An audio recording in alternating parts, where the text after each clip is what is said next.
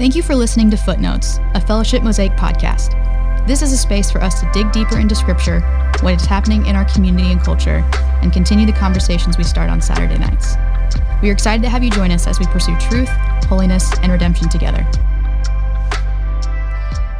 Well, hey, Mosaic family and friends that are tuning in. My name is Collin, and I'm joined today by two of the incredible partners in ministry here with me. The today resident scholar, but she's always a scholar.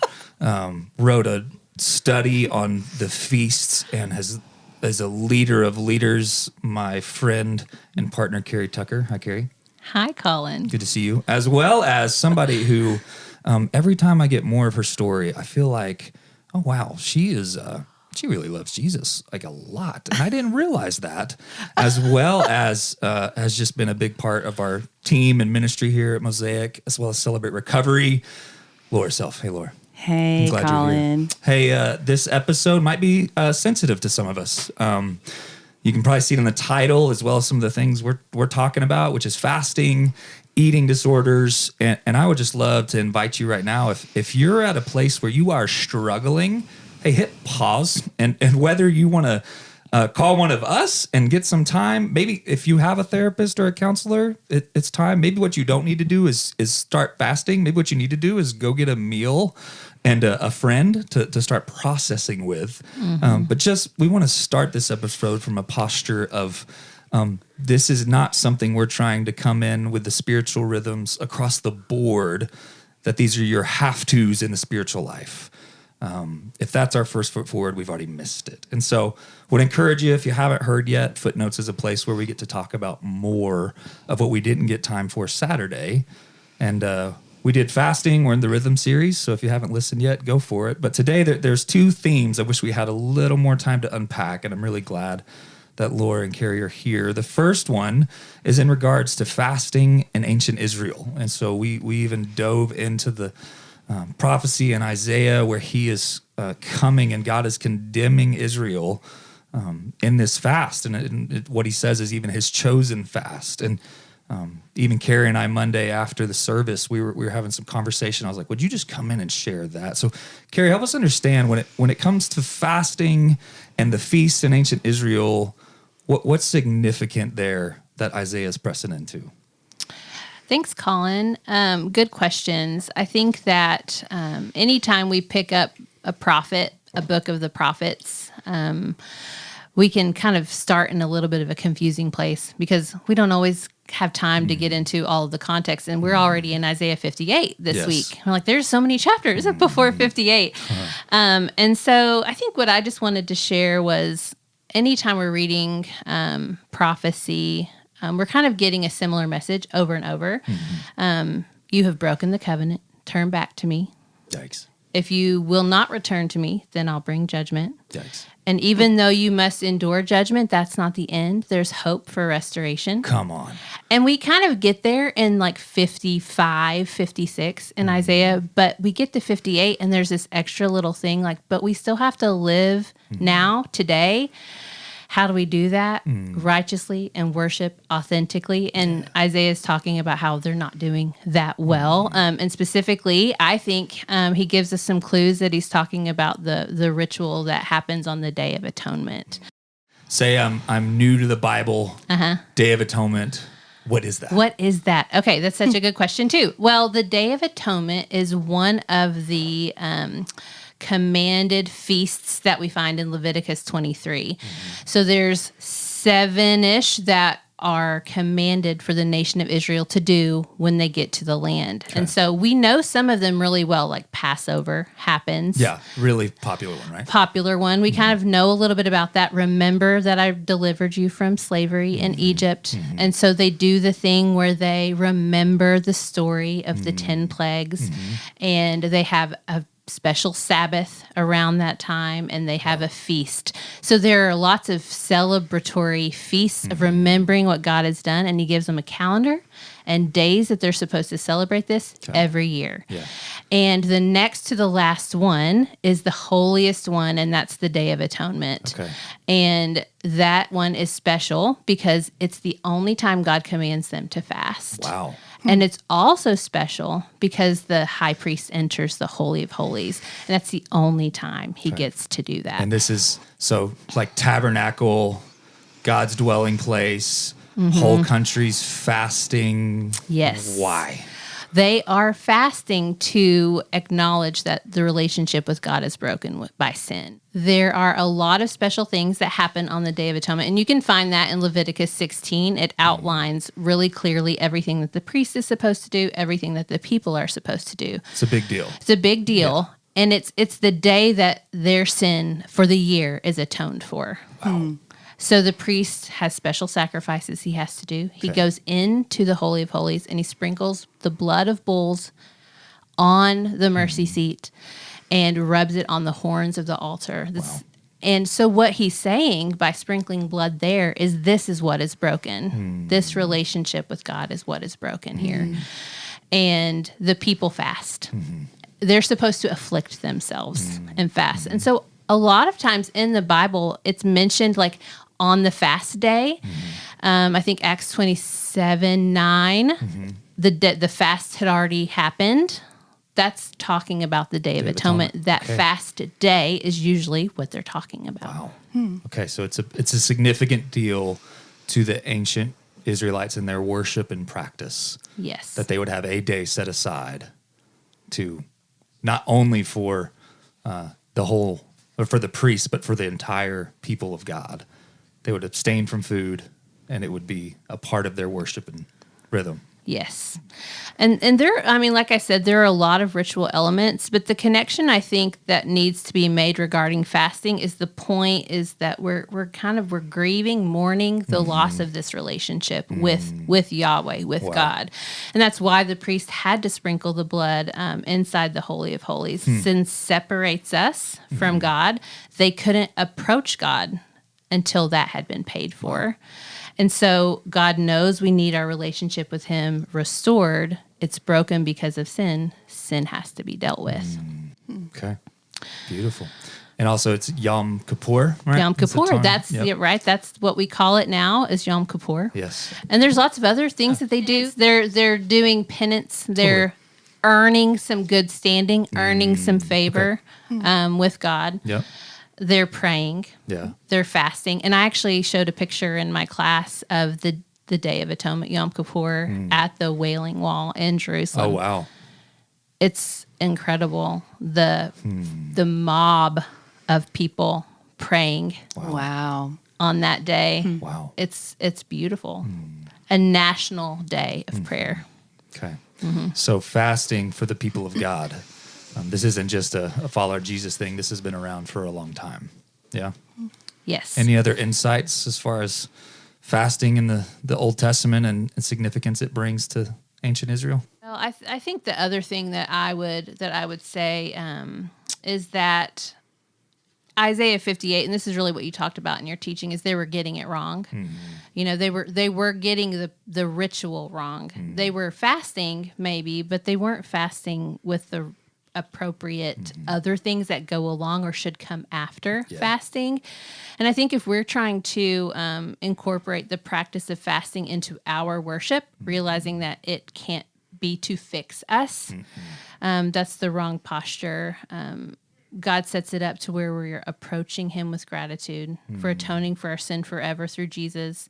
And we are to realize that we desire that relationship with him to be restored and also with other people. So that's the follow through that Isaiah is talking about is you're not being kind to other people either. You're oppressing the people that work for you. You're harming people. This restored relationship should work to restore these other relationships, and they're also getting that wrong So too. to come on the Day of Atonement fasting, but then even as Isaiah says, this is the day we're atoning for sin, but then look at the evil. Like there's this complaint, like we're fasting. Where are you at, God? What was happening? And they've so lost sight of not even just the significance of the atoning sacrifice there, but even what they've been atoned to do. And I love that you said the relationships. It's the restoring of the relationship with God.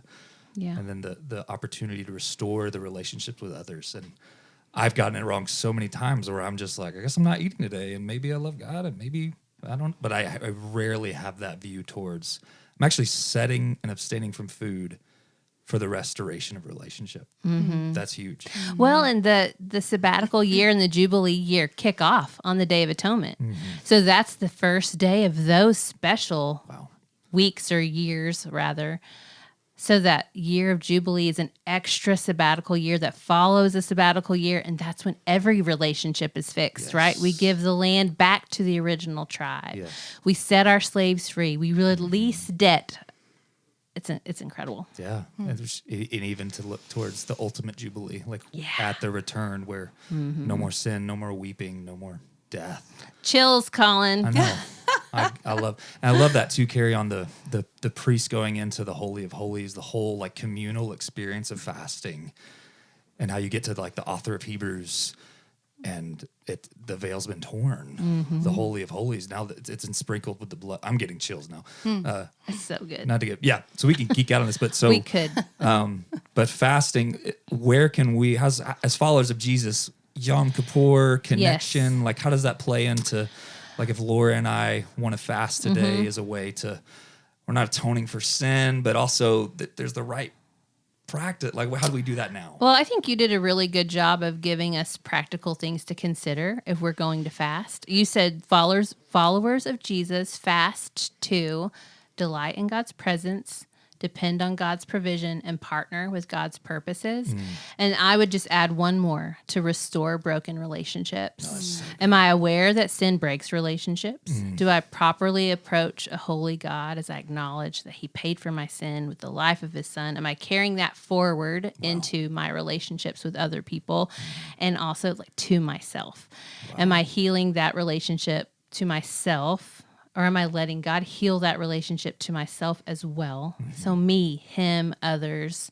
And is it authentic? Yeah. So, Yeah. and I think that like Isaiah 58 brings up a good question too. I think my question to someone that's considering fasting or fasting would be, if my fasting does not lead me to living differently, does it mean anything? And that's kind of what Isaiah gets to by the end of 58 is you're not living differently. Your fast means nothing. Yeah. Okay. Wow. Yeah. So I kind of, it's fun because not fun. It's painful sharing. And this, I felt like the Lord even, I think I needed this teaching more than anyone else. And I did too. It just showed me how much I've gotten it wrong. And I can really resonate actually with Isaiah. Or with Israel and Isaiah of just doing this for rituals and just losing sight of all the significance of what it represents. And I love, Laura, your story is similar, but also fasting's been very redemptive in your walk. Yes. Yeah? Tell us more. Absolutely. I'll start by just sharing a little bit about how and why and when I started fasting as a spiritual rhythm. For my whole life, I never had learned about fasting, studied about fasting, didn't really know the purpose or never even considered doing it. And for whatever reason, back in 2019, my oldest son, Ty, enlisted in the military, and he was heading off to basic training. And I was gripped with anxiety over that situation. Wow. I'm probably like a really great example of maybe like not my journey. I'm learning about fasting too. And why I started maybe doesn't fall in the list of why we fast, because I really felt so desperate and I had so much anxiety. It was the first time in his almost 20 years that I had zero control. Wow. Ability to help him, and he was going in kind of with some injury and weakness. And so I stepped into fasting out of kind of like a desperation. Yeah. Which sounds a lot like David in that time, he's outed in front of all Israel, and his immediate response is, I'm anxious, nervous. Yeah. Yeah. So I committed to Tyler. And in my own heart, to God, I made a decision to pray and fast during the 6 months that he was at basic training in AIT. This is the first time practicing it? The first time ever and we'll get to this later, not my first time abstaining from food, but my first time practicing spiritual fasting. Yeah. So I didn't really know what I was doing, but I decided that until 2:00, Monday through Friday, I was going to commit to prayer and fasting. So that's what I did for 6 months. And during that time, man, that was transformational in my relationship with God, in my prayer life. I experienced what I guess is kind of the benefits of fasting as far as drawing us closer to God, like the hunger pains or even just the mental, like this is when I usually eat, but I committed to not. So I would turn to God. And over that time, it became so natural, and it became a place of safety for me, a place of peace for me. And it's because I was being prompted to turn towards God, my focus towards Him, to pray in those times. So when Tyler came back from training, he came back great. He passed, all those things. I had fallen in love with this practice, with this rhythm in my life. It became very dear to me, very sacred to me because of the relationship, the way it impacted my relationship with God. Wow. So I decided I wanted to keep some form of that in my life.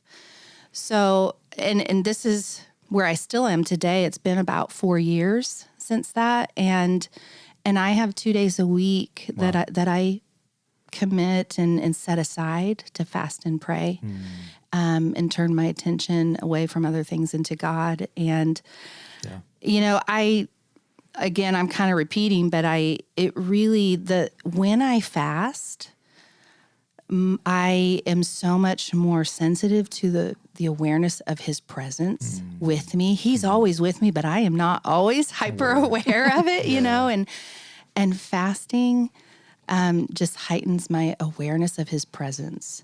And there's a peace in that, and He's deepened my trust in Him, my reliance in Him, and my trust in Him through that. So, and another thing about it, I'm not legalistic about it at all. I have a pattern that I enjoy with God in that way, but it's not like a box that I'm checking or I've failed if I, whatever. That's thankfully not where God has taken me in this practice. And I say thankfully because I'll share too, part of my story involves childhood trauma. And so early on in my life, there was a pattern that started with me of a very unhealthy relationship with food. And I won't get into a lot of details about that. I don't think it's necessary, but I will say that God has used for me counseling and in a major way celebrate recovery. In my life, I've been in recovery for, 15, 16, 17 years, something like that. Yeah. And He's, it's a journey. I'm not at my destination, but He's given me a lot of healing in those areas that were broken. Wow. In that childhood wounding. Wow. So let me now kind of connect the dots with the food issues that I've experienced throughout my life and this practice of fasting for me. I'll share kind of my very unprofessional definition of fasting. This is how I think of it, and you can correct me if I'm wrong. For me, it's a temporary, voluntary abstaining from food for the specific purpose of drawing closer to God. Okay, so temporary, so not forever, not always. What was the second word? Voluntary. Yeah, this isn't forced upon you. This isn't It's God not compulsive. It's a religion yes, or anyone right. coming down on you saying, that's so good. And the key, I really think, is what is the purpose? And the purpose for me, for fasting and prayer, a rhythm like that is to draw closer to God, to deepen my relationship with Him. Okay, so we've looked at Yom Kippur and the way in which, Carrie, I love that fasting is a way that it's restorative to our relationships. I don't hear that often when we talk about fasting. And Laura, thanks for your story. I mean, that's beautiful, even seeing it being redemptive and something that is actually from early on with childhood trauma and that definition of it's temporary and voluntary for time and enjoyment and prayer with God. Let's say I'm listening to this though, and maybe I'm at a place where I hear you restoring relationship, but maybe it's I'm seeking too much comfort in food, and it's like gluttony, or maybe like in the middle, I actually have like dietary restrictions. I like have to eat. Like if I can't, there's certain like my body shuts down. There's people in our church that is their story where certain foods or let's say you're a listener and you're like Collin here, you're like me where you see food as evil and something like it's not necessarily something to abstain from. Abstaining from it actually is it's a further form of self-harm to be avoided. So say I'm a listener and I find myself in one of those places. Any wisdom or practicals you give? Yeah. First, I'll start with, for me, during my teenage years and my young adult years, abstaining from food was not voluntary. It was more compulsive. And the purpose behind it was to punish myself. That was connected with body image. That was connected with anything that I felt like I was not living up to. It was a way that I would punish myself. And so it's been amazing to me to see how, I don't know at what point, but I remember a little while ago as I've been practicing this rhythm of fasting and prayer, I realized that God, that something had shifted. Now, granted, I hadn't really participated in those behaviors for years in my adult life. I'm 50 now. And so it was more my teenage years than my young adult years. But I realized that there had been a shift, that through this practice of spiritual fasting, God had redeemed this part of my story. What used to be a self-inflicted punishment, for me, fasting and abstaining from food now for a temporary voluntary time, is like this beautiful experience that I get to have with God. And it draws me closer to Him. Wow. So, Collin, to what you were specifically talking about, there absolutely are times and stories and journeys that may not include fasting from food. Yeah, totally. And that is okay, whether it's a health condition or whether it is trauma that has led into disordered eating in some way. Like I said earlier, this is not a legalistic thing that God's inviting us into. He doesn't invite us into fasting to shame us. No. So, yeah, that sounds like someone else. Yeah, exactly. Yes. This is not something that we succeed or we fail at, or this is something that He offers us as one of the many ways for us to grow closer to Him. That's so good. That's so good. So maybe I'm listening to this and I'm like, I actually probably don't need to fast. I need to go eat and enjoy food and maybe get some counseling and spend some good time with a friend over a meal and not feel guilty that I'm not practicing this. Right? Is that? Oh, absolutely. And as far like fasting is really at its core, it's a way of putting aside something that maybe we're preoccupied with or that we're focused on and replacing it with a focus on God and our relationship with Him. Well, and there were, 5 really celebratory feasts throughout the year that preceded the day of fasting and learning how to have a healthy relationship with food, seeing it as a gift from God. God is our provider. This is what He's done for us. This is where He's brought us. And I think until you've gotten to that place with God, also maybe with food, Like if I was talking to Laura, teenage young adult, I would say, let's get there before we ever get to a fast. Oh, yeah. And then, I mean, after Day of Atonement, it's Feast of Tabernacles. You know, that's It's a party. Big party. It's the Yes. biggest party because we're done. Like the hard stuff's behind us. Now we just get to celebrate with God forever. And so there's a process to get to that point to where I think fasting is a good idea for us. Yeah, and to kind of follow up on that, I feel like anyone who's feeling like they're curious about this spiritual rhythm or like God may be calling them into it, there may be some healing that needs to happen before that. Right. I think you said that, Carrie. And so like my encouragement would be find that support, reach out to someone or your community. And counseling was instrumental and still is in my healing. Celebrate Recovery, life-changing. I am still day by day in recovery. It is not a destination. It is a journey and a process. And so, I mean, I highly recommend Celebrate Recovery. And then just trusting God to heal those broken places and trusting his timing too, you know? Yeah. And then if you feel like he's calling you into fasting, whether it's abstaining for food or something else, ask him what that looks like for you. Yeah.